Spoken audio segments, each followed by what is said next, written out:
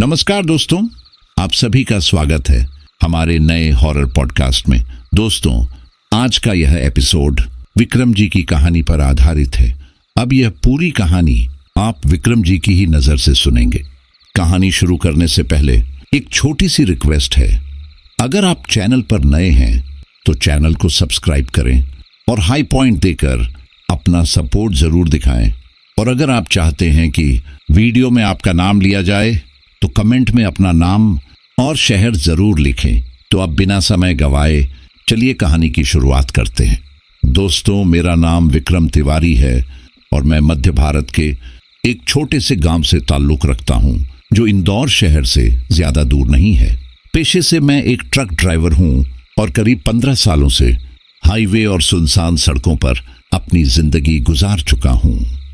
लेकिन जो घटना आज मैं आप लोगों को बताने जा रहा हूं, वह किसी किताब या किस्से से नहीं, बल्कि मेरी अपनी जिंदगी की वह सच्चाई है जिसे याद करते ही आज भी मेरी रीढ़ में ठंडक उतर जाती है और दिल अनचाहे डर से भर जाता है। वह एक ऐसी रात थी जिसके बाद मैंने खुद से वादा कर लिया कि चाहे हालात कैसे भी हों, मैं उस रास्ते पर दोबारा कभी ट्रक नहीं ले जाऊंगा। ये बात कुछ साल पुरानी है, जब मैं और मेरा साथी राहुल, जो मेरा खलासी भी था, नागपुर से भोपाल के बीच माल ढोने का काम किया करते थे। राहुल मुझे हमेशा उस्ताद कहकर बुलाता था और हमारे बीच ऐसा तालमेल था जैसे बरसों की दोस्ती हो। उस दिन भी हमें भारी मशीनों से भरा ट्रक लेकर नागपुर से भोपाल पहुंचना था और मालिक का सख्त आदेश था कि अगली सुबह तक डिलीवरी हर हाल में होनी चाहिए। इसलिए सुबह ट्रक की पूरी जांच करवाई और दोपहर ढलते ही हम सफर पर निकल पड़े। आप में से जो लोग इस रूट से गुजरे हैं वे जानते होंगे कि इस इलाके के कुछ रास्ते दिन में तो सामान्य लगते हैं, लेकिन रात होते ही एक अजीब सी वीरानी ओढ़ लेते हैं। दोनों तरफ घना जंगल, संकरी सड़कें और मीलों तक इंसानी मौजूदगी का नामो निशान नहीं। शुरुआत में सफर बिल्कुल सामान्य था। मैं ड्राइव कर रहा था और राहुल कभी पुराने किस्से सुनाता तो कभी मोबाइल पर गाने चला देता। उसकी हंसी सफर को हल्का बना रही थी, लेकिन हमें क्या पता था कि यही यात्रा हमारी जिंदगी की सबसे डरावनी याद बनने वाली है। हमने सोचा था कि शिवनी होते हुए छिंदवाड़ा और फिर होशंगाबाद के रास्ते भोपाल पहुंच जाएंगे, क्योंकि यही सबसे छोटा और आसान रास्ता था। मगर जैसे जैसे हम आगे बढ़ते गए, माहौल अजीब होता चला गया। सड़कें पूरी तरह सुनी थीं। ना कोई ट्रक दिख रहा था, ना बस और ना ही कोई बाइक। आसपास के गांव जैसे गहरी नींद में डूबे हुए थे। ना कोई दुकान खुली थी और ना ही चाय का ठेला। सिर्फ एक लंबी वीरान सड़क और दोनों ओर फैला घना अंधेरा। शाम के करीब 7 बज चुके थे और सूरज पूरी तरह डूब गया था। चारों तरफ हल्की धुंध फैल चुकी थी और ऐसा लग रहा था मानो अंधेरा जमीन से उठकर हमें घेर रहा हो। जंगल की हवा में भी एक अजीब सी ठंडक थी जो दिल तक चुभ रही थी। राहुल ने 2 बार कहा कि उस्ताद, आज कहीं जल्दी रुक जाना चाहिए, क्योंकि रास्ता कुछ ठीक नहीं लग रहा। मैंने मजाक में हंसते हुए कह दिया कि जब तक विक्रम तिवारी ड्राइव कर रहा है तब तक कोई साया पास नहीं आ सकता। लेकिन सच यह था कि मेरे अपने मन में भी एक अनजाना डर घर करने लगा था और ऐसा महसूस हो रहा था जैसे कोई बिना दिखाई दिए लगातार हमारी तरफ देख रहा हो, जैसे कोई निगाहें हमारे साथ साथ चल रही हो। रात करीब 8 बजे के आसपास अचानक हमें आगे भारी जाम दिखाई दिया। कई ट्रक और गाड़ियां सड़क के किनारे खड़ी थी और जैसे ही मैं ट्रक से नीचे उतरा और आसपास खड़े लोगों से बात की तो पता चला कि टूटे हुए पुल के पास से ही एक संकरी पगडंडी निकलती है, जो सीधे जंगल के अंदर से घूमती हुई कुछ किलोमीटर बाद मुख्य हाईवे से दोबारा मिल जाती है। वहां मौजूद स्थानीय लोगों का कहना था कि अगर हमें जल्दी मंजिल तक पहुंचना है तो उसी रास्ते से जाना पड़ेगा, क्योंकि पुल की मरम्मत पूरी रात चलने वाली है और सुबह से पहले खुलने की कोई उम्मीद नहीं। अब समय हमारे हाथ से फिसल रहा था और ट्रक में भरा महंगा माल हर हाल में तय वक्त पर पहुंचाना जरूरी था। मैंने एक पल के लिए राहुल की तरफ देखा और मन कड़ा करके कहा कि अब जोखिम तो लेना ही पड़ेगा, वरना बड़ी मुसीबत खड़ी हो जाएगी। राहुल के चेहरे से साफ झलक रहा था कि उसे यह फैसला बिल्कुल पसंद नहीं आया, लेकिन हालात ऐसे थे कि वह मना भी नहीं कर सकता था। आखिरकार हम दोनों ने हामी भरी और ट्रक को मोड़कर उस अंधेरी और वीरान पगडंडी की तरफ बढ़ा दिया। मैंने हेडलाइट तेज की, एक गहरी सांस ली और जैसे ही ट्रक उस पतले टेढ़े मेढ़े रास्ते पर चढ़ा तो समझ आ गया कि आगे का सफर आसान नहीं होने वाला। रास्ता इतना खराब था कि हर झटके पर ऐसा लग रहा था जैसे ट्रक टूटकर बिखर जाएगा। स्टीयरिंग पकड़ते पकड़ते मेरे हाथ शून्य होने लगे थे और हर गड्ढे के साथ पूरा शरीर उछल रहा था।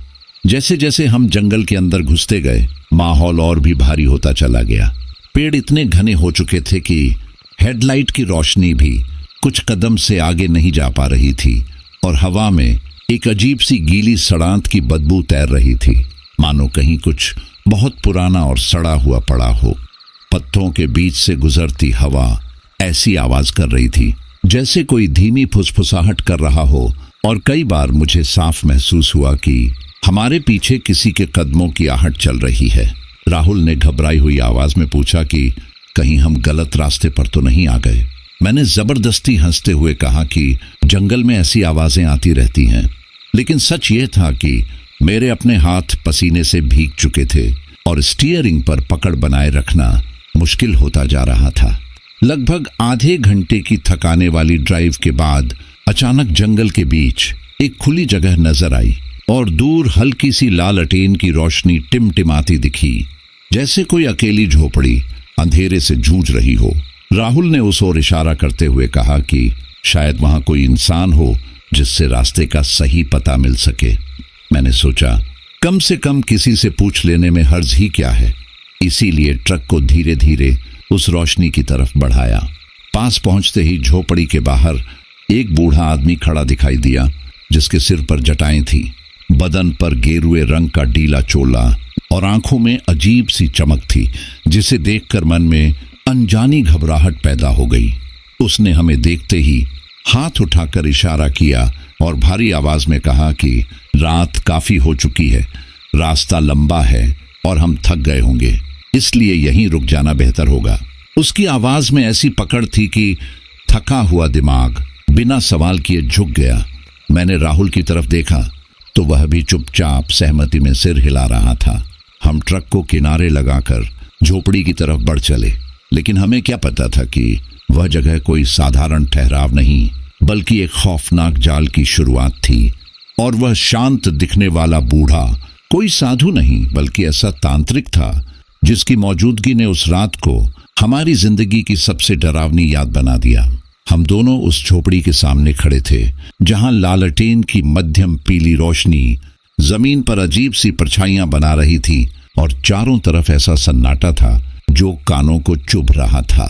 लेकिन उस खामोशी में भी कोई अनजाना खिंचाव था, मानो पूरा जंगल एक साथ अपनी सांसें थामे हमें घूर रहा हो। तभी उस बूढ़े तांत्रिक ने भारी और ठहरी हुई आवाज में कहा कि आगे का रास्ता बेहद खतरनाक है, क्योंकि यह इलाका जहरीले संगीत, सांपों, बिच्छुओं और भटकती आत्माओं से भरा पड़ा है। उसकी आवाज सुनते ही मेरे शरीर में जैसे झुरझुरी दौड़ गई और मैंने जबरन मुस्कुराने की कोशिश की, लेकिन गला इतना सूख चुका था कि शब्द बाहर ही नहीं आए। राहुल ने मेरी तरफ देखा तो उसकी आंखों में साफ डर झलक रहा था। मैंने खुद को संभालते हुए कहा कि हम भोपाल जा रहे हैं और बस रास्ता पूछने आए हैं। इस पर तांत्रिक ने हल्की सी मुस्कान के साथ जवाब दिया कि रास्ता तो वह बता देगा, लेकिन रात इतनी गहरी हो चुकी है कि अभी आगे बढ़ना ठीक नहीं। बेहतर होगा कि हम सुबह होने तक यहीं रुक जाएं। उसके बोलने का अंदाज ऐसा था कि उसे मना करना जैसे अपने आप में एक गलती लगने लगी। मैं राहुल की तरफ झुका और धीमे से पूछा कि अब क्या करें। उसने भी मजबूरी में कहा कि वापस जाना नामुमकिन है, रास्ता पता नहीं और ऊपर से रात भी बहुत ज्यादा हो चुकी है। मैंने मन को कड़ा किया और तांत्रिक की तरफ मुड़कर रुकने की हामी भर दी। यह सुनते ही उसके चेहरे पर एक अजीब सी संतुष्ट मुस्कान फैल गई। वह झोपड़ी के अंदर गया और थोड़ी देर बाद एक पुरानी दरी और 2 पतली चादरें लेकर बाहर आया और बोला कि इन्हें बाहर नीम के पेड़ के नीचे बिछा लो और वहीं आराम कर लो। हमने झोपड़ी से थोड़ी दूरी पर खड़े एक बड़े नीम के नीचे दरी बिछाई। एक चादर मैंने ओढ़ ली और दूसरी राहुल को दे दी। चारों ओर वही रहस्यमय सन्नाटा पसरा हुआ था, जिसे कभी दूर से उल्लू की आवाज और कभी झिंगुरों की झंझनाहट तोड़ देती थी। लेकिन फिर भी ऐसा लग रहा था जैसे जंगल हमें सोने नहीं बल्कि हमारी गिनती करने के लिए जाग रहा हो। हमने ट्रक को लॉक किया और दरी पर बैठ गए। ठंड अब धीरे धीरे हड्डियों तक उतरने लगी थी। मैंने कहा कि कुछ खा लेते हैं, क्योंकि पेट भी खाली था। हम ट्रक से नमकीन, बिस्किट और पानी निकाल लाए और खाने लगे। लेकिन हर निवाले के साथ बेचैनी बढ़ती जा रही थी, क्योंकि नजरें बार बार अंधेरे में किसी हलचल को ढूंढने लगती थी। कभी लगता सामने की डालियां अजीब ढंग से हिल रही हैं और कभी झाड़ियों के पीछे से कोई हमें देख रहा है। तभी झोपड़ी के अंदर से एक धीमी और भारी सी आवाज आने लगी, जैसे कोई मंत्र बुदबुदा रहा हो। आवाज कभी धीमी होती और कभी तेज, मानो कोई रहस्यमय क्रिया चल रही हो। राहुल ने फुसफुसाते हुए पूछा कि यह सब ठीक तो है। मैंने उसे दिलासा देने की कोशिश की कि साधु लोग पूजा पाठ करते रहते हैं, लेकिन सच यह था कि मेरे दिल की धड़कनें भी बेकाबू हो चुकी थी और हर धड़कन जैसे पूछ रही थी कि इस जगह रुकना सही फैसला था या नहीं। घड़ी देखी तो रात के 11 बज चुके थे। ठंड और बढ़ गई थी। हमने चादर ओढ़कर लेटने की कोशिश की, लेकिन नींद आंखों से कोसों दूर थी। और जैसे ही आंखें बंद करता तो अजीब से ख्याल मन में घुस आते। कभी लगता कोई नियम के तने के पीछे से झांक रहा है, तो कभी ऐसा महसूस होता जैसे अंधेरे में कोई हमारी सांसों की आवाज गिन रहा हो। कभी कभी ऐसा महसूस हो रहा था जैसे झोपड़ी के आसपास कोई परछाई चुपचाप सरक रही हो। और उसी बेचैनी के बीच करीब आधे घंटे बाद अचानक झोपड़ी की तरफ से हल्की सी सरसराहट सुनाई दी। मैंने आंखें खोली तो देखा कि वही बूढ़ा तांत्रिक बाहर निकल रहा है।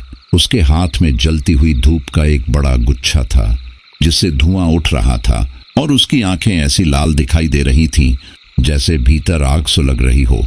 वह बिना हमारी तरफ देखे सीधे झोपड़ी के पीछे जंगल की ओर बढ़ गया। मैंने तुरंत राहुल को हल्के से झकझोरा और आंखों से इशारा किया। वह घबरा कर उठ बैठा और हम दोनों ने एक दूसरे की तरफ देखा। बिना कुछ बोले ही हमें समझ आ गया कि हालात बिल्कुल भी ठीक नहीं है। तभी जंगल की तरफ से एक झटका देने वाली आवाज आई। वह कोई तेज चीख नहीं थी, बल्कि बहुत धीमी और दबी हुई थी। इतनी कि कोई अनजान उसे हवा की आवाज समझ ले, लेकिन इतनी डरावनी कि मेरे रोंगटे खड़े हो गए और रीढ़ तक सिहरन उतर आई। मैंने राहुल का हाथ कसकर पकड़ लिया और हम दोनों दरी पर जड़ की तरह बैठे रह गए। न हिलने की हिम्मत थी, न बोलने की। ऐसा लग रहा था जैसे समय रुक गया हो और डर धीरे धीरे हमारे ऊपर हावी हो रहा हो। रात और गहरी होती जा रही थी। ठंड अब हड्डियों को चीरने लगी थी और जंगल का सन्नाटा कानों में गूंजने लगा था। हम दोनों बिल्कुल खामोश एक दूसरे के पास बैठे रहे, उस दिशा में जहां तांत्रिक गया था। अब कभी कभी हल्की सी रोशनी दिखाई दे जाती, कभी धुएं का गुब्बार उठता और कभी कोई अजीब सी परछाई नजर आकर गायब हो जाती।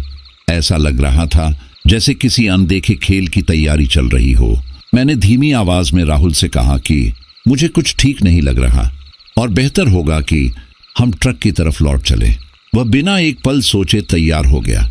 हमने दरी उठाई और बहुत संभल कर ट्रक की ओर बढ़ने लगे। लेकिन अभी हम कुछ ही कदम चले थे कि पीछे से एक भारी और डराने वाली आवाज गूंजी। रुक जाओ बेटा, कहाँ जा रहे हो? हम दोनों झटके से पलटे तो देखा वही तांत्रिक वापस आ रहा था। उसके हाथ में एक बड़ी मटकी थी जिसमें से धुआं निकल रहा था और उसका चेहरा पहले से कहीं ज्यादा भयानक लग रहा था। आंखें लाल और होठों पर ऐसी मुस्कान मानो किसी शिकार को फंसते देख रहा हो। वह पास आकर बोला कि अभी तो रात शुरू हुई है, इतनी जल्दी भागने की क्या जरूरत है? उसकी आवाज सुनते ही राहुल कांपने लगा। मैंने किसी तरह खुद को संभालते हुए कहा कि सुबह जल्दी निकलना है, इसीलिए ट्रक के पास सोने का सोच रहे थे। इस पर उसने ठंडी हंसी के साथ कहा कि बेटा ट्रक में सो या बाहर, इस जंगल में जो होना है वह होकर ही रहेगा। उसकी यह बात मेरे दिल पर हथौड़े की तरह लगी और मैंने राहुल की तरफ देखा। उसकी आंखों में साफ झलक रहा था कि अब हालात काबू से बाहर जा रहे हैं और कुछ बड़ा होने वाला है। उस पल हमारे पास करने को कुछ भी नहीं था, क्योंकि हालात हमारे हाथ से निकल चुके थे। तांत्रिक ने वह धुएं से भरी मटकी उठाकर हमारी दरी के बिल्कुल पास रख दी और बोला कि इसमें से उठने वाला धुआं रक्षा करता है, इसीलिए डरने की कोई जरूरत नहीं और हम दोनों बेफिक्र होकर सो जाएं। इतना कहकर वह वापस झोपड़ी की ओर मुड़ गया, लेकिन जाते जाते उसकी वह अजीब और डरावनी हंसी ऐसी थी मानो पूरे जंगल में फैल गई हो, और उसे सुनते ही मेरी रूह तक कांप उठी। मैंने और राहुल ने एक दूसरे की आंखों में देखा और बिना कुछ कहे तय कर लिया कि अब यहाँ एक पल भी नहीं रुकना है। ट्रक का केबिन ऊंचा और बंद था, इसीलिए हमें लगा कि वहां थोड़ी सुरक्षा महसूस होगी। हम दोनों जल्दी से ट्रक में चढ़े। मैंने दरवाजा अंदर से लॉक किया और सारी खिड़कियां भी बंद कर दी। कुछ सेकंड के लिए जैसे दिल को तसल्ली मिली ही थी कि तभी ट्रक के अंदर वही भारी और अजीब गंध फैलने संगीत लगी जो तांत्रिक की मटकी से उठ रही थी। सांस लेना मुश्किल होने लगा और राहुल घबराकर बोला कि यह धुआं अंदर कैसे आ रहा है जबकि सब कुछ बंद है। मैंने भी चारों तरफ देखा, लेकिन सच यही था कि बिना किसी रास्ते के वह धुआं केबिन में भरता जा रहा था, जैसे किसी अदृश्य ताकत ने हमें घेर लिया हो। मेरा सिर भारी होने लगा, आंखों के सामने संगीत, धुंध छाने लगी और चक्कर सा आने लगा। घबराकर मैंने तुरंत चाबी घुमाई ताकि ट्रक स्टार्ट करके यहां से निकल सके, लेकिन इंजन बस घर घर आया और बंद हो गया। दूसरी बार कोशिश की तो भी वही हुआ जैसे किसी ने इंजन को पकड़ रखा हो। राहुल अब पूरी तरह मुझसे चिपक गया और कांपती आवाज में बोला कि कुछ बहुत गलत हो रहा है और हमें यहां से भागना चाहिए। मेरे मुंह से अपने आप भगवान का नाम निकलने लगा। तभी अचानक ट्रक के शीशे पर किसी ने बहुत हल्की लेकिन साफ थक की आवाज की। हम दोनों एक साथ उछलकर बाहर देखने लगे, लेकिन सामने सिर्फ अंधेरा और धुएं की परत थी। तभी शीशे पर एक लंबी सी परछाई उभरी, जैसे किसी ने नुकीले नाखूनों से कांच पर लकीरें खींच दी हों। राहुल डर के मारे चिल्ला पड़ा और बोला कि दरवाजा मत खोलना, चाहे कुछ भी हो जाए। मैंने पूरी ताकत से स्टीयरिंग पकड़ा और एक बार फिर चाबी घुमाई और इस बार जैसे किसी चमत्कार से इंजन स्टार्ट हो गया। मैंने एक पल भी गंवाए बिना गियर डाला और ट्रक को पूरी रफ्तार से आगे बढ़ा दिया, लेकिन धुआं अब भी केबिन में घुस रहा था। आंखें जल रही थी और सांस घुट रही थी।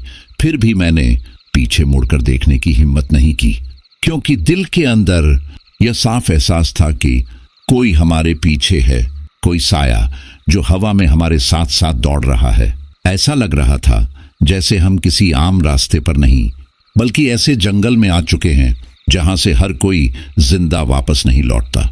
ट्रक उस कच्ची और सुनसान पगडंडी पर बेकाबू रफ्तार से दौड़ रहा था। चारों तरफ घना जंगल था और ऊपर आसमान में काले बादल ऐसे उमड़ रहे थे मानो कोई भयानक तूफान आने वाला हो। हवा में सड़न की गंध अब और तेज हो गई थी, जैसे किसी मरे हुए जानवर की बदबू चारों ओर फैल गई हो, और हर गुजरते पल के साथ मेरा दिल और ज्यादा घबराने लगा था।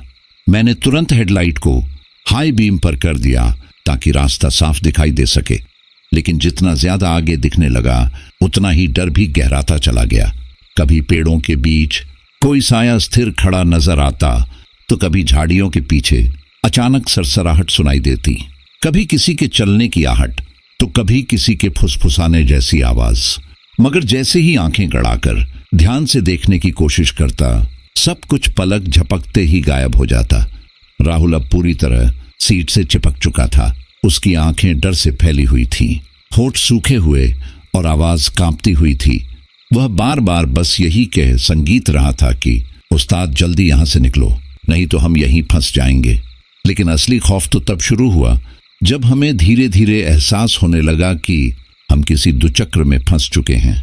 ट्रक लगातार चल रहा था, लेकिन रास्ते में बार बार वही मोड़, वही अजीब तरह से मुड़ा हुआ बड़ा पेड़, वही टूटी हुई झाड़ियों का गुच्छा और वही जंग लगा पुराना नलका सड़क के किनारे दिखाई दे रहा था। मैंने घबराकर घड़ी पर नजर डाली तो रात के 8 बज चुके थे, लेकिन हम अब तक उस मुख्य हाईवे तक नहीं पहुंच पाए थे जहां से आगे का रास्ता खुल जाता। राहुल की आवाज अब फुसफुसाहट में बदल गई थी और उसने कहा कि उस्ताद, मुझे लग रहा है कोई हमें जानबूझकर भटका रहा है। इस बार मैंने उसकी बात को हंसी में नहीं उड़ाया, क्योंकि मेरा मन भी मान चुका था कि कुछ बहुत गलत हो रहा है, लेकिन रुकना भी नामुमकिन था, क्योंकि रुकने का मतलब था सीधे उस अनजान मुसीबत को न्योता देना। मैंने ट्रक आगे बढ़ाए रखा। रास्ता अब और भी संकरा और घना होता जा रहा था और ऐसा लग रहा था जैसे ट्रक मेरे काबू में नहीं बल्कि किसी और की मर्जी से चल रहा हो। मैं बस स्टीयरिंग थामे बैठा था। तभी अचानक एक मोड़ पर हेडलाइट की रोशनी में ऐसा मंजर सामने आया कि मेरी सांस वहीं अटक गई। सड़क के बीचों बीच 4 आकृतियां खड़ी थीं, जिनके शरीर पर सफेद कपड़े लटक रहे थे, लेकिन चेहरा कहीं दिखाई नहीं दे रहा था, जैसे सिर्फ कपड़े ही हवा में तैर रहे हो और उनके भीतर कुछ भी ना हो। मैंने झटके से ब्रेक दबाया और ट्रक खिसकता हुआ रुक गया। राहुल चीख पड़ा कि उस्ताद, ये लोग कौन है? मैंने गौर से देखा तो वे सफेद आकृतियां सड़क के बीच गोल घेरा बनाकर खड़ी थी और उनके ठीक बीच में एक बड़ा पत्थर रखा था, जिस पर लाल रंग से कोई अजीब और डरावना चिन्ह बना हुआ था, कुछ ऐसा जिसे देखकर ही दिल बैठने लगे। राहुल की आवाज रोने जैसी हो गई और उसने कहा कि यह प्रेतों का जमावड़ा है और यहाँ कोई तांत्रिक क्रिया चल रही होगी। उसकी बात सुनकर मेरे रोंगटे खड़े हो गए और सांस गले में अटक सी गई। मैंने डरते डरते ट्रक को रिवर्स में डालने की कोशिश की, लेकिन गियर जैसे जाम हो चुका था। कितनी भी कोशिश करूं, ट्रक पीछे नहीं हिल रहा था। ऐसा लग रहा था मानो किसी अदृश्य ताकत ने पहियों को जमीन में गाड़ दिया हो। तभी उन आकृतियों में से एक हमारी तरफ बढ़ने लगी, बिना जमीन को छुए, बस हवा में तैरती हुई। राहुल अब फूट फूट कर रोने लगा था और उसकी हालत देखकर मेरी अपनी हिम्मत भी टूटने लगी थी। मैंने मन ही मन पूरी ताकत से बजरंग बली का नाम लिया और फिर जैसे जान लगाकर ट्रक का हॉर्न दबा दिया। हॉर्न की तेज और कंपन भरी आवाज पूरे जंगल में गूंज उठी और उसी पल वे परछाइयां जैसे ठिठक गई। फिर एक अजीब सी डरावनी चीख गूंजी और वे सब अंधेरे में इस तरह गायब हो गई जैसे कभी वहां थी ही नहीं। चारों ओर फिर से वही भारी सन्नाटा फैल गया। बस कहीं दूर से सियारों के रोने की आवाज आ रही थी। मैंने बिना वक्त गंवाए फिर से गियर में ट्रक डाला और इस बार जैसे ही गियर लगा, मैंने एक पल भी नहीं सोचा और पूरी ताकत से ट्रक आगे बढ़ा दिया। उस वक्त दिमाग में बस एक ही जुनूनी ख्याल था कि किसी भी कीमत पर इस जंगल से बाहर निकलना है, क्योंकि अगर अब भी यहीं भटके रहे तो यह रात हमारी जिंदगी की आखिरी रात बन सकती है। ट्रक अंधेरे में कच्ची पगडंडी पर हिचकोले खाता हुआ भाग रहा था। चारों तरफ घना जंगल था और ऊपर आसमान में काले बादल इस तरह गिराए थे मानो सब कुछ हमें निगल लेने पर आमादा हो। मैंने स्टीयरिंग को ऐसे थाम रखा था जैसे वही मेरी आखिरी उम्मीद हो और राहुल बगल की सीट पर बुरी तरह कांप रहा था।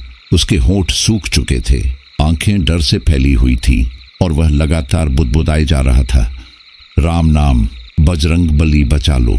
मैं भी मन ही मन डर को दबाए बस ट्रक दौड़ाए जा रहा था। हालत यह थी कि दिल की धड़कनें इंजन की आवाज से भी तेज लग रही थी। रात के करीब 2 बज चुके थे और चारों ओर सिर्फ अंधेरा, जंगल और सन्नाटा पसरा हुआ था। न कोई इंसान दिखता था, न कोई दुकान, न ही दूर तक रोशनी की कोई लकीर। काफी देर तक यूं ही भटकने के बाद अचानक हेडलाइट की रोशनी में सामने एक टूटी फूटी सी कुटिया उभर आई। वह इतनी जर्जर हालत में थी कि पहली नजर में लगा अभी ढह जाएगी।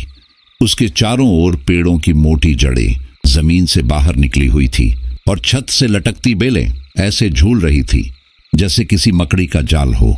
लेकिन सबसे अजीब बात यह थी कि उस उजाड़ वीराने के बीच उस कुटिया के अंदर से एक मध्यम सी लालटेन की रोशनी टिमटिमा रही थी। मैंने अनायास ही ट्रक की रफ्तार कम कर दी। राहुल ने कांपती आवाज में कहा कि उस्ताद, लगता है उस कुटिया में कोई है। मेरे मन में भी यही ख्याल आया कि अगर कोई इंसान मिल जाए तो शायद रास्ते का पता चल सके, क्योंकि अब तक तो साफ हो चुका था कि हम पूरी तरह भटक चुके हैं। मगर दिल के किसी कोने में एक अनजाना डर कुलबुला रहा था, क्योंकि जो कुछ अब तक हुआ था उसके बाद किसी पर भी भरोसा करना खुद खतरे को दावत देने जैसा लग रहा था। फिर भी मैंने ट्रक को किनारे रोका, लेकिन इंजन बंद नहीं किया, ताकि जरूरत पड़ते ही फौरन भाग सकें। मैंने राहुल से कहा कि संभल कर उतरते हैं और पहले दूर से ही हालात देख लेते हैं। हम दोनों नीचे उतरे तो ठंड हड्डियों में चुभने लगी और चारों तरफ ऐसा सन्नाटा था कि अपनी सांसों की आवाज भी भारी लग रही थी। हवा में अब एक अजीब मिलीजुली गंध थी, कुछ सड़ी लकड़ी जैसी और कुछ लोबान जैसी। हम धीरे धीरे उस कुटिया की तरफ बढ़े और हर कदम के साथ दिल की धड़कन और तेज होती जा रही थी। कुटिया का दरवाजा टेढ़ा होकर आधा खुला था और अंदर से लालाटेन की झिलमिलाती रोशनी बाहर आ रही थी।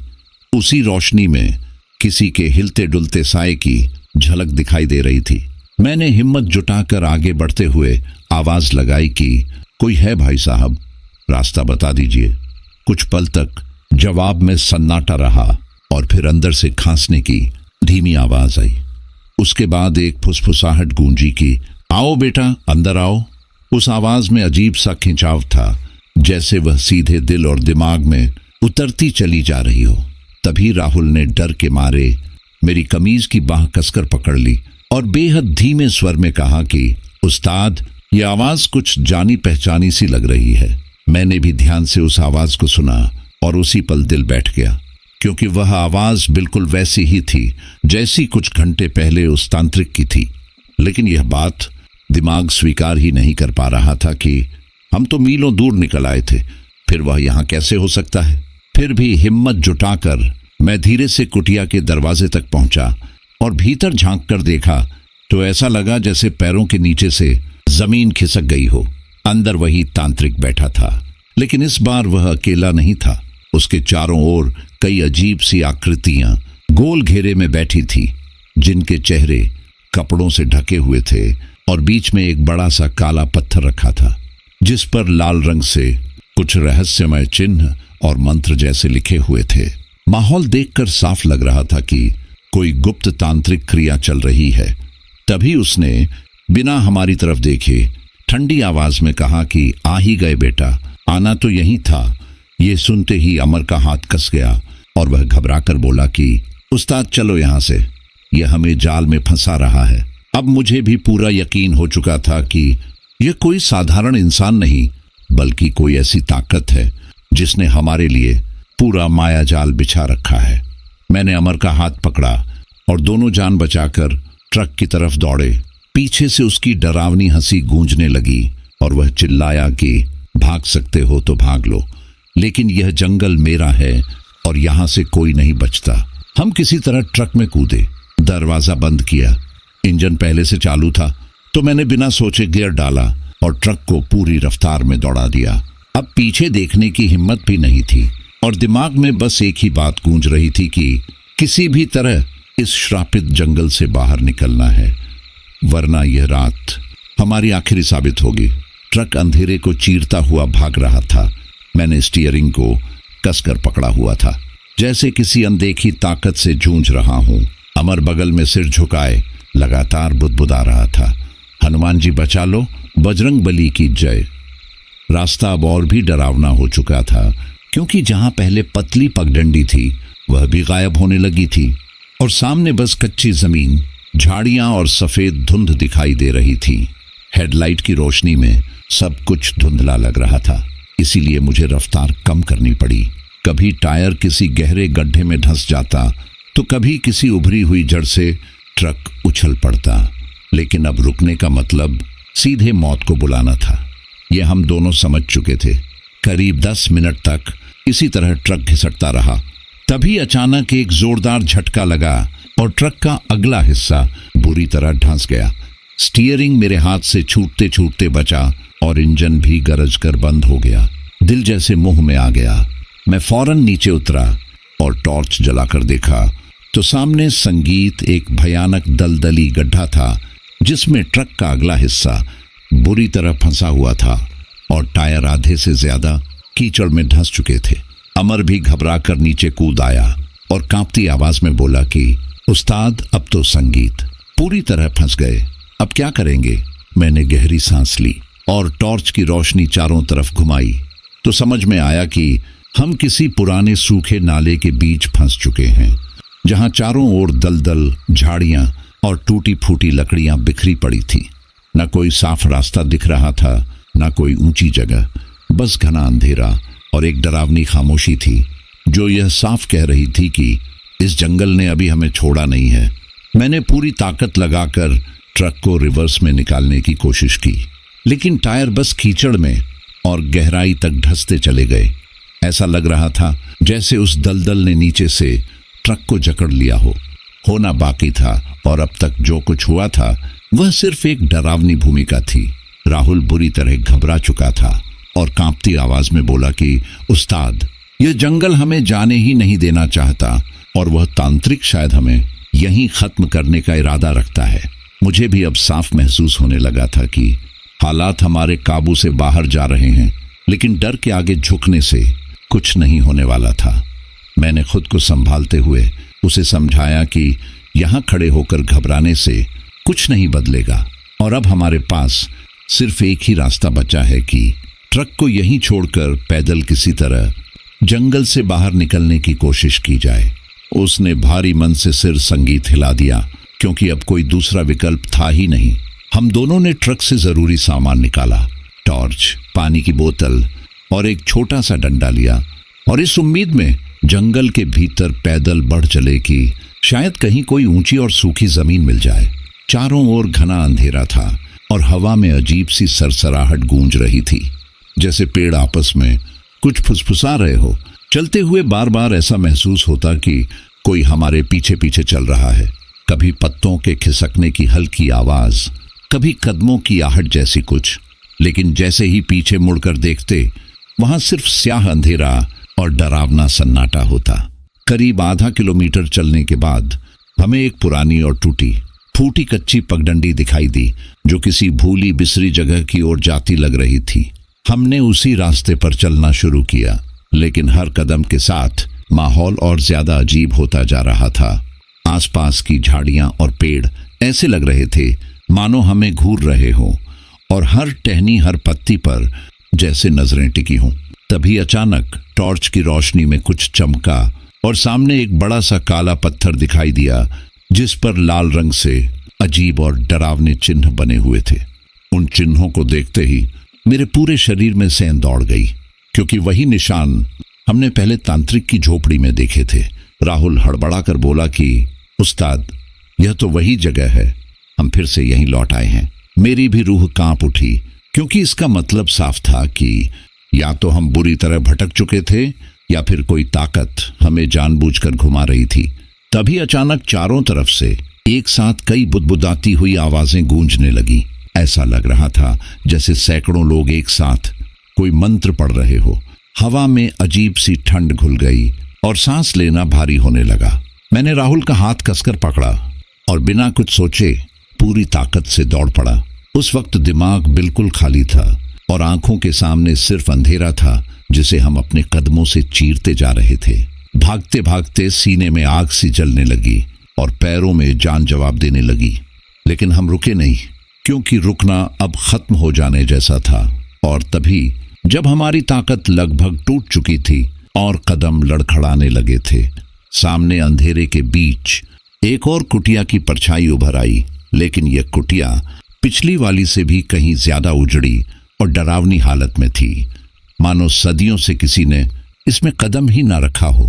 दरवाजे पर जंग लगी, लोहे की टूटी हुई जंजीर आधी लटकी हुई थी और भीतर से ऐसी सड़ी गली बदबू आ रही थी कि सांस लेना मुश्किल हो रहा था।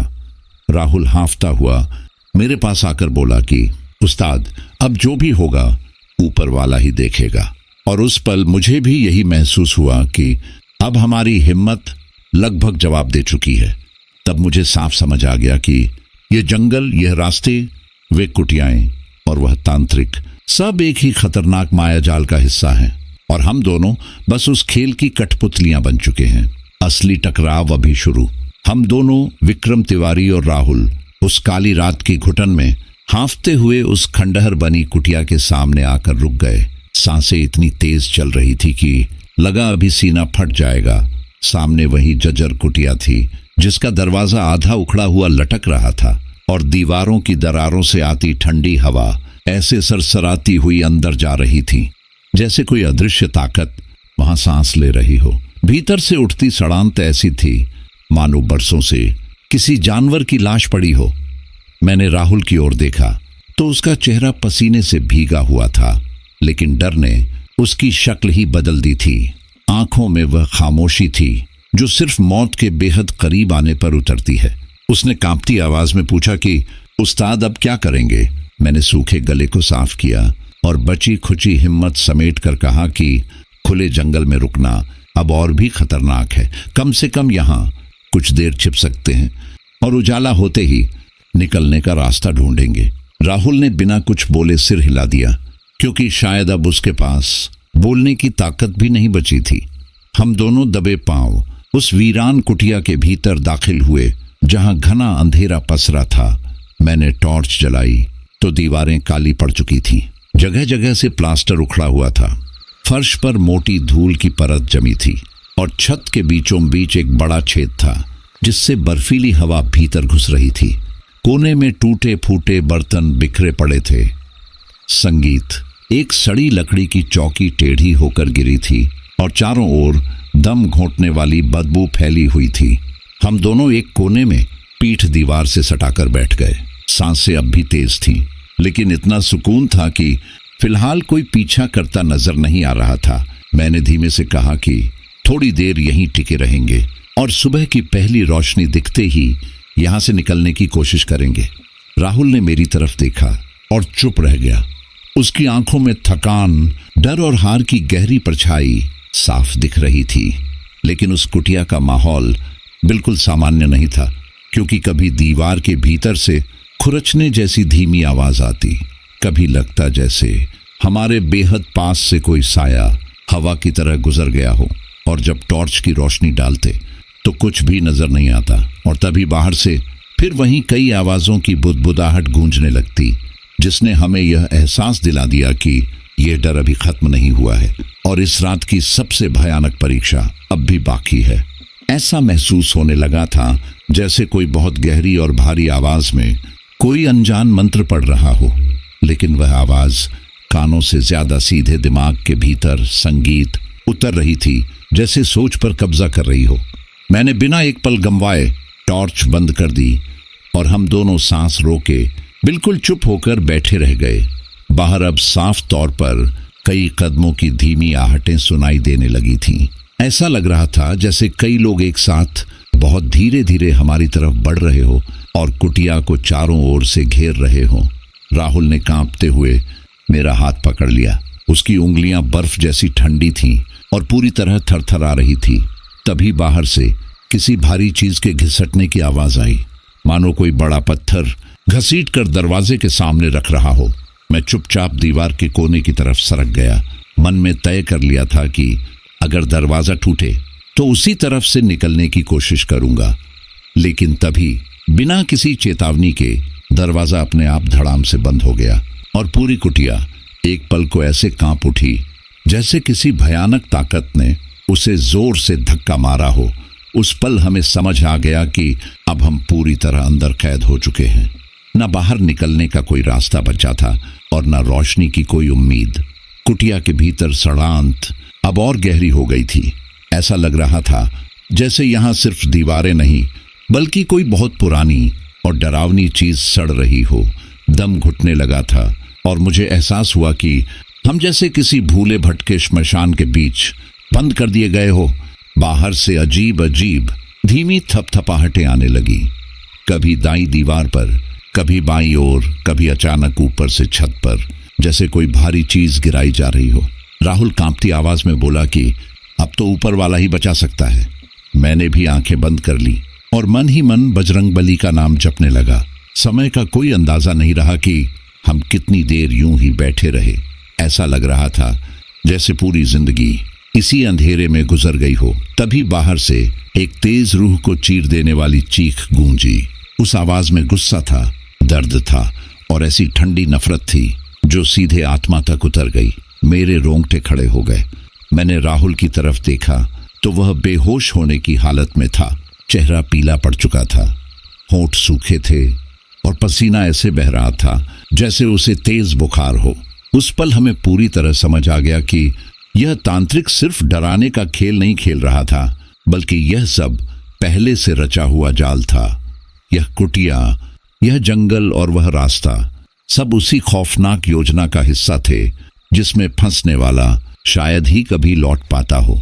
कुटिया के भीतर हवा भी भारी होती जा रही थी और दीवारों के भीतर से खरोचने जैसी आवाजें आने लगी, जैसे कोई अंदर से निकलने की कोशिश कर रहा हो या मदद मांग रहा हो। मैंने राहुल को झकझोरते हुए कहा कि हिम्मत मत हार भाई। उसने मुश्किल से आंखें खोली और कांपती आवाज में बोला कि कुछ करो, नहीं तो हम यहीं खत्म हो जाएंगे। मेरे भीतर भी डर और बेबसी की सीमा टूटने लगी थी और उसी पल कुटिया के कोने से हल्की सी रोशनी झलकती दिखाई दी। मैंने तुरंत टॉर्च उस दिशा में घुमाई और जो देखा उसे देखकर दिल जोर से धड़क उठा। जमीन पर धूल के नीचे एक पुराना तांत्रिक चक्र उकेरा हुआ था, लाल और काले निशानों से भरा हुआ, जैसे इसी जगह से इस पूरे माया जाल की असली शुरुआत होने वाली हो।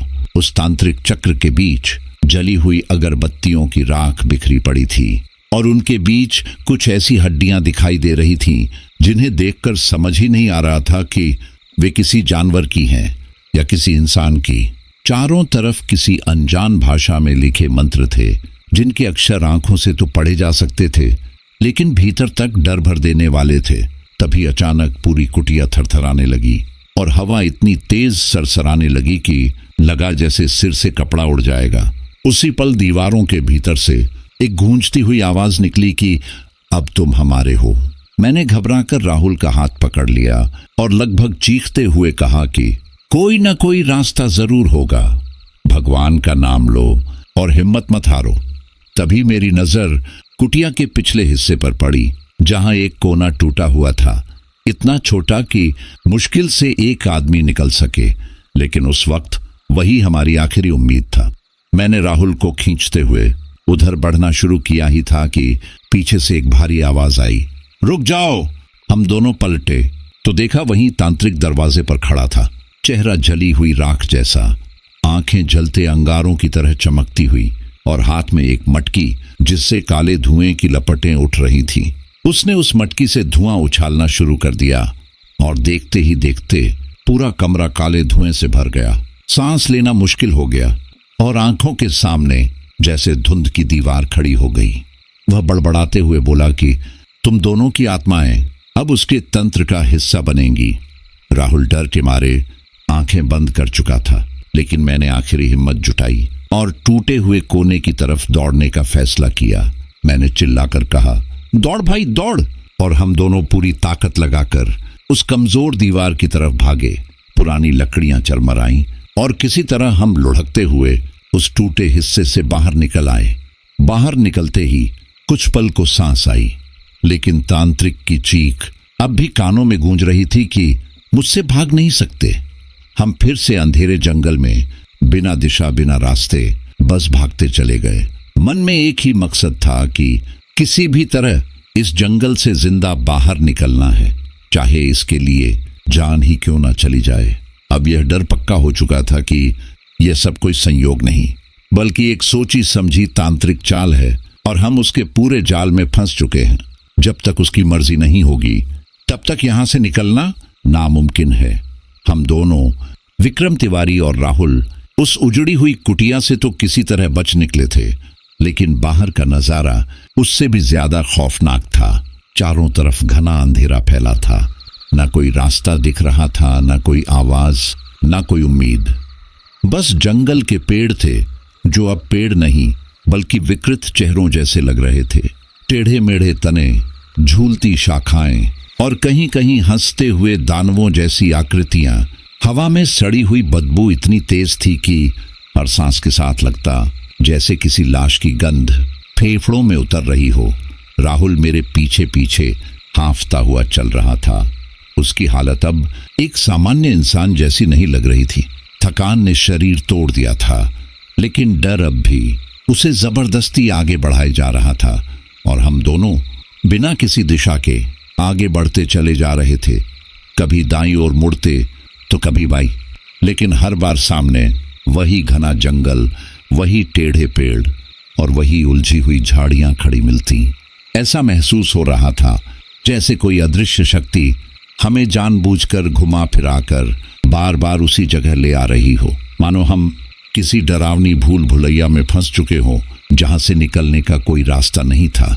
आखिरकार मैं थक कर रुक गया।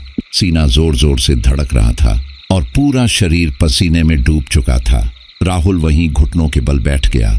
उसका चेहरा पूरी तरह टूट चुका था और आवाज में हार झलक रही थी जब उसने कहा कि यह जंगल हमें कभी जाने नहीं देगा। मैंने उसका कंधा पकड़कर खुद को संभालते हुए कहा कि जब तक सांस बाकी है तब तक उम्मीद भी जिंदा है और ऊपर वाले पर भरोसा रखना ही आखिरी सहारा है। हालांकि सच ये था कि मेरे अपने भीतर भी डर अब गहराई से बैठ चुका था, क्योंकि हर रास्ता, हर मोड़ एक सा लगने लगा था। फिर भी जान बचाने की जिद में हम कांटों और झाड़ियों से जूझते हुए आगे बढ़ते रहे। कपड़े फट चुके थे, पैर दर्द से जल रहे थे, लेकिन रुकना मौत को बुलाने जैसा था। इसी भटकन के बीच अचानक मुझे दूर कहीं एक मध्यम सी रोशनी दिखी। मैंने राहुल को इशारे से चुप रहने को कहा और हम दोनों बेहद सावधानी से उस दिशा में बढ़े। पेड़ों के बीच से झांक कर देखा तो वहां एक बहुत पुराना और जर्जर मंदिर था, बेलों और काय से ढका हुआ, लेकिन उसके भीतर एक अकेला दिया जल रहा था। मंदिर के बाहर एक वृद्ध साधु आंखें बंद किए शांत मुद्रा में बैठा था। उसके चेहरे पर न डर था न आश्चर्य, बस एक अजीब सी गहराई। राहुल की आंखों में पहली बार उम्मीद की हल्की चमक दिखी और हम दोनों आगे बढ़े। साधु ने आंखें खोली और बेहद शांत स्वर में पूछा कि इस जंगल में क्यों भटक रहे हो। मैंने टूटती आवाज में पूरी आपबीती सुना दी कि कैसे एक तांत्रिक ने हमें रास्ते से भटका दिया, कैसे यह जंगल हमें बार बार उसी जगह लौटा देता है।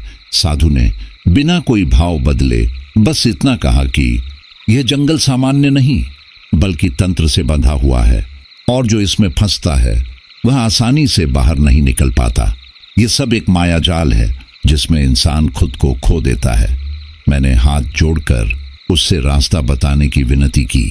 तब उसने आंखें बंद कर कुछ पल बुदबुदाया और फिर शांत लेकिन भारी आवाज में कहा कि अगर बाहर निकलना है तो 3 संकेत ढूंढने होंगे, धरती का, जल का और अग्नि का। जहां ये तीनों एक साथ मिलेंगे वहीं से इस जंगल का बंधन टूटेगा।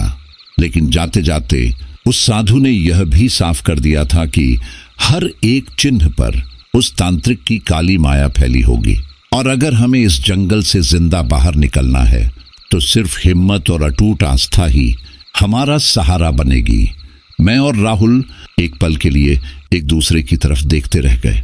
दिल में डर अब भी मौजूद था, लेकिन उसी डर के बीच पहली बार उम्मीद की एक हल्की सी लौ जल उठी थी। ऐसा लगा जैसे बहुत देर बाद किसी ने यह यकीन दिलाया हो कि इस भयानक जगह से निकलना नामुमकिन नहीं है। साधु की बातों ने हमारे भीतर जैसे एक चेतावनी जगा दी थी कि रास्ता है, लेकिन वह आसान नहीं बल्कि परीक्षा से भरा होगा। राहुल ने थके मगर दृढ़ स्वर में कहा कि उस्ताद, अब जो होगा देखा जाएगा, लेकिन अगर इस मौके को छोड़ दिया तो शायद दोबारा कोई मौका नहीं मिलेगा। हमने गहरी सांस ली, एक बार फिर मन ही मन भगवान का नाम लिया और जंगल की ओर कदम बढ़ा दिए।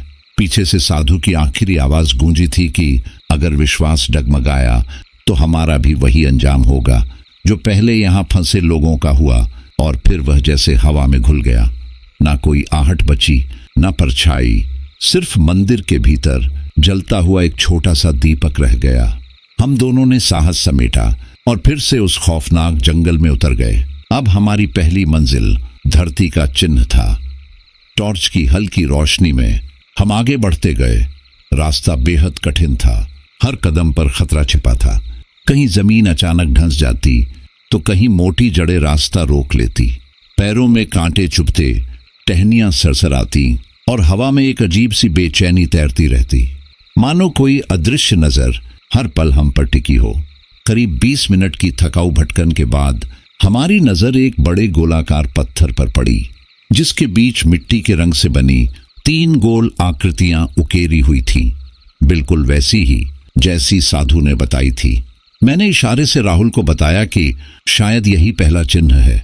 हम बेहद सतर्कता से आगे बढ़े ही थे कि अचानक जमीन कांपने लगी, आसपास के पेड़ झूलने लगे, मिट्टी खिसकने लगी और देखते ही देखते जमीन के भीतर से डरावनी आकृतियां बाहर निकलने लगी।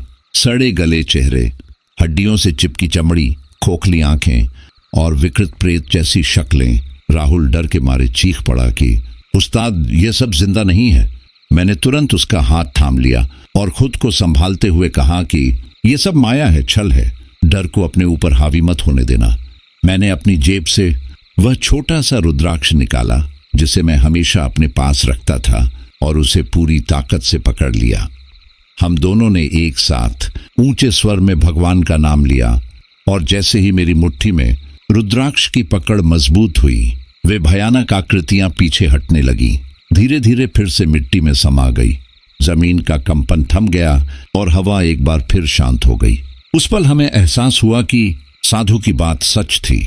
यह लड़ाई शरीर से ज्यादा मन और आस्था की थी, और अगर हमारा विश्वास डगमगाया नहीं तो इस जंगल की माया भी हमें रोक नहीं पाएगी। मैंने धीरे से आगे बढ़कर उस गोल पत्थर पर अपना हाथ रखा तो उंगलियों के नीचे हल्की सी गर्माहट महसूस हुई और उसी पल उस चिन्ह के केंद्र से एक मध्यम उजास उठा जो सीधे हमारे शरीर से टकराया। भीतर एक अजीब सी ताजगी और सुकून फैल गया, जैसे किसी ने थकी हुई आत्मा में दोबारा जान फूंक दी हो, और हमें साफ समझ आ गया कि धरती का पहला संकेत पूरा हो चुका है। इसके बाद हमने बिना रुके आगे बढ़ने का फैसला किया, क्योंकि अगली परीक्षा जल के चिन्ह की थी। कुछ ही दूर चलते ही जंगल और ज्यादा घना होने लगा। पेड़ एक दूसरे से ऐसे सट गए मानो रास्ता बंद कर रहे हों। हवा में नमी बढ़ती जा रही थी और जमीन पैरों के नीचे गीली महसूस होने लगी। तभी कहीं से पानी के बहने की हल्की सी आवाज सुनाई दी जो हमें अपनी ओर खींचने लगी। हम उसी दिशा में बढ़े और करीब 15 मिनट बाद एक छोटा सा पोखर सामने आया जिसका पानी अस्वाभाविक रूप से काला था और उसकी सतह से हल्की हल्की भाप उठ रही थी, जैसे शांत दिखने वाला कोई गहरा रहस्य अपने भीतर छिपाए बैठा हो। पोखर के बीचों बीच एक चट्टान थी जिस पर 3 लहरदार रेखाओं वाला जल का चिन्ह बना हुआ था। लेकिन जैसे ही हम पास पहुंचे उस काले पानी में हलचल मच गई और बिना चेहरे वाली डरावनी आकृतियां बाहर निकलने लगी। खोखली आंखों जैसे गड्ढे और पानी से बने चिपचिपे हाथ हमारी ओर बढ़ने लगे, मानो हमें खींचकर उसी अंधेरे में डुबो देना चाहते हो। राहुल घबराकर वहीं गिर पड़ा। उसकी सांसें बेकाबू संगीत थी और वह कांपती आवाज में बुदबुदाया कि अब बचना मुश्किल है। मैंने झट से उसे संभाला और जोर देकर कहा कि डर मत, यह सब छल है, तांत्रिक की माया है, भगवान का नाम याद कर। मैंने दोनों हाथ जोड़कर पूरी श्रद्धा से बजरंग बली का स्मरण किया और आंखें बंद कर ली। कुछ ही पलों बाद जब आंखें खोली तो देखा कि वे जल की भयानक आकृतियां धीरे धीरे वापस उसी काले पोखर में समा रही थी। पानी शांत हो चुका था और उसी समय चट्टान से एक सौम्य उजास फूटा। मैंने आगे बढ़कर चट्टान को छुआ और एक बार फिर वही तेज लेकिन शुद्ध चमक हमारे शरीर से टकराई। भीतर जैसे नई ऊर्जा दौड़ गई और हमें यकीन हो गया कि जल का दूसरा चिन्ह भी पूरा हो चुका है। अब केवल अग्नि का अंतिम संकेत बाकी था और उसी के साथ मन में एक अनजाना डर भी बैठ गया था, क्योंकि हमें महसूस हो रहा था कि यह आखिरी सामना सबसे भयानक होने वाला है। तांत्रिक अब जान चुका था कि हम उसके जाल को तोड़ते जा रहे हैं और वह हमें रोकने के लिए पूरी ताकत झोंक देगा।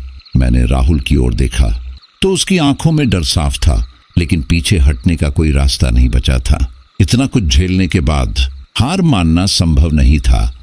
धरती और जल के चिन्ह हमें हिम्मत दे चुके थे और अब आजादी के लिए आखिरी जंग लड़नी ही थी। जंगल अचानक और भी सघन और खामोश हो गया। पेड़ इतने पास पास थे कि ऊपर आसमान तक दिखाई नहीं दे रहा था। हवा जैसे थम गई हो और पूरा जंगल हमारी अगली चाल का इंतजार करते हुए सांस रोके खड़ा हो। हम दोनों बिना कोई आवाज किए टॉर्च की मध्यम रोशनी में आगे बढ़ते रहे और कुछ ही देर बाद दूर कहीं एक लाल सी चमक दिखाई दी, जैसे अंधेरे के बीच कहीं आग सुलग रही हो। मैंने इशारे से राहुल को सतर्क रहने को कहा और हम बहुत संभल कर उस लालिमा की ओर बढ़ने लगे। जैसे जैसे पास पहुंचे हवा में गर्मी बढ़ती चली गई, माथे से पसीना बहने लगा और सांसें भारी होने लगी। तभी हमारे सामने एक खुला मैदान आया, जिसके ठीक बीचों बीच एक विशाल अग्निकुंड धधक रहा था। चारों ओर ऊंची ऊंची लपटें नाच रही थी और बीच में रखे पत्थर पर 3 ज्वालाओं वाला अग्नि का चिन्ह चमक रहा था। ऐसा लग रहा था मानो वह हमें अपनी ओर बुला रहा हो, खींच रहा हो। लेकिन जैसे ही हमने आगे कदम बढ़ाया, चारों तरफ अचानक आग की दीवारें उठ खड़ी हुई। पीछे लौटने का रास्ता भी बंद हो गया और लपटों व धुएं के बीच से वही तांत्रिक प्रकट हुआ। इस बार उसका चेहरा पहले से कहीं ज्यादा भयानक था। आंखों में जलती हुई आग और आवाज में गूंजती हुई क्रूरता। उसने कहा कि अब बहुत हो चुका है और अब हम बच नहीं सकते, क्योंकि हमारी आत्माएं उसके तंत्र में बंधने वाली है और भागने का वक्त खत्म हो चुका है। राहुल डर के मारे मेरे पीछे सिमट गया। उसकी हालत पूरी तरह टूट चुकी थी। मैंने गहरी सांस ली, मन ही मन भगवान को याद किया और जो भी साहस बचा था उसे समेटकर तांत्रिक के सामने डटकर खड़ा हो गया और ऊंची आवाज में कहा कि जब तक भगवान का नाम हमारे साथ है, तब तक उसकी कोई माया हमें छू भी नहीं सकती। यह सुनकर वह हड्डियां कंपा देने वाली हंसी हंसा और हाथ उठाते ही आग की लपटें और भड़क उठी। गर्म हवा जैसे हमें जिंदा जला डालने पर उतारू हो गई। तभी मेरे गले में पड़ा रुद्राक्ष अचानक चमकने लगा और उसकी ठंडी ऊर्जा ने उस झुलसाती गर्मी को काटना शुरू कर दिया। मैंने तुरंत वहीं रुद्राक्ष उतार कर राहुल के हाथ में थमा दिया और हम दोनों ने एक साथ आंखें बंद कर पूरी श्रद्धा से जोर जोर से पुकारा, जय बजरंग बली, जय बजरंग बली। जैसे ही यह नाम गूंजा, रुद्राक्ष से एक तेज प्रकाश फूटा, जिसने आग की दीवारों को चीरते हुए पूरे स्थान को रोशन कर दिया। तांत्रिक चीख उठा और उसकी आवाज पूरे जंगल में गूंजने लगी। उसके शरीर से धुआं उठने लगा, मानो उसकी सारी शक्ति टूटकर बिखर रही हो। उसी पल मैंने देखा कि अग्नि के चिन्ह से भी वही तेज शुद्ध चमक उठ रही है, जैसी पहले धरती और जल के चिन्ह पर दिखी थी। मैं पूरी ताकत से आगे बढ़ा और जैसे ही उस चिन्ह पर हाथ रखा, एक जोरदार धमाका हुआ। पूरी जमीन कांप उठी, पेड़ झुकने लगे और मिट्टी तक थरथराने लगी। फिर अचानक सब कुछ शांत हो गया। जो जंगल अब तक अंधेरे और सड़ांत में डूबा था, वह धीरे धीरे उजाले से भरने लगा।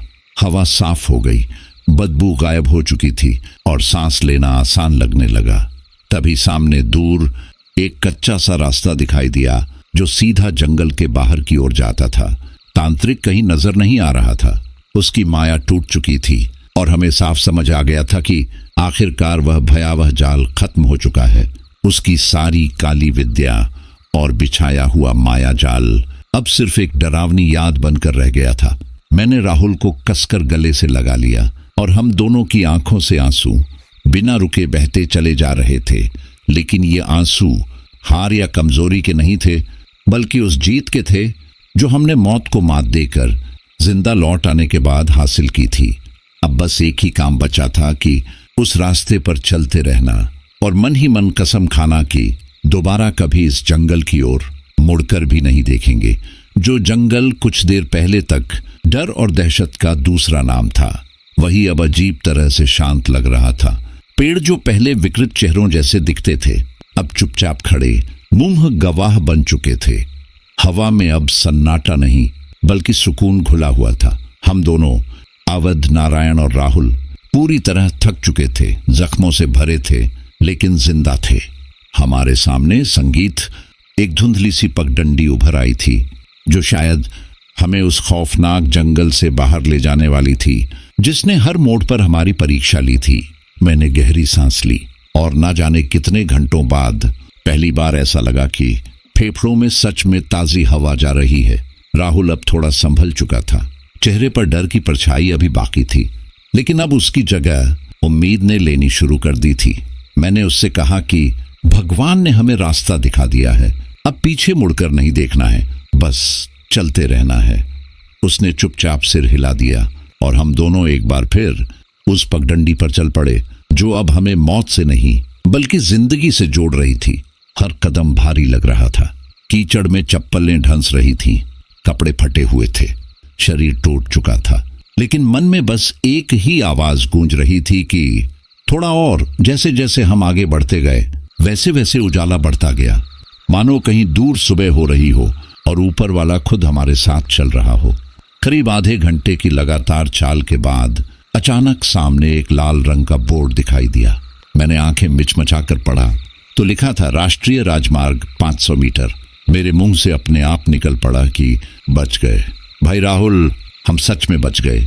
अमर वहीं जमीन पर बैठ गया और रोते हुए मेरे पैरों को पकड़ लिया और बोला कि बजरंग बली ने हमें बचा लिया, वरना हम तो खत्म हो चुके थे। हम दोनों देर तक रोते रहे और डर, थकावट, दर्द सब आंसुओं के साथ बाहर बहता चला गया। लेकिन इस बार ये आंसू हार के नहीं बल्कि जिंदगी की जीत के थे।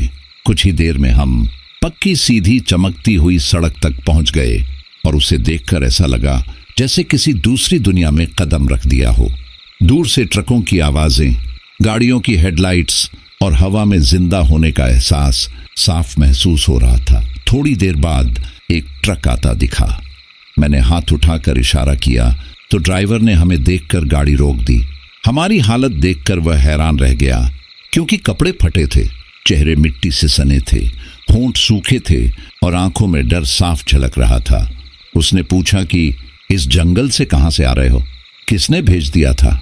मैंने थकी हुई आवाज में बस इतना कहा कि भैया बहुत लंबी कहानी है, बस किसी ढाबे तक छोड़ दो।